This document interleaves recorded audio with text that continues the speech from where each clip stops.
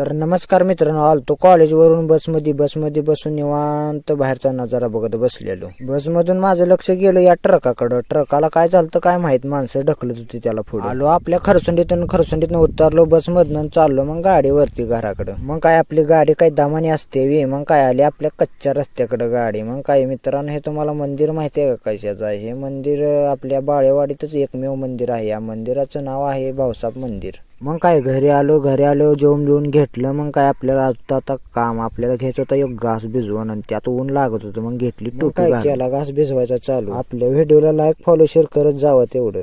मग काय घास झाला भिजवून. मग आपल्याला केळी भिजवून घ्यायच्या होत्या. केळीत मग थोडं पाणी सोडलं. केळीत व्हायचं पाणी सोडलं. मग आता चाललो विहिरीकडे जाऊस तर आपल्या केळी होत्या त्या भिजून. मग काय आलो विहिरीवरती. मग करतो आता मोटर बंद करून घराकडे चाललेलो. तेवढ्यात आपल्या मशनीच्या खाली आपली वाघाची मावशी बसलेली दिसली. कशी बसल्या निवांत, आणि बघते कशी बघा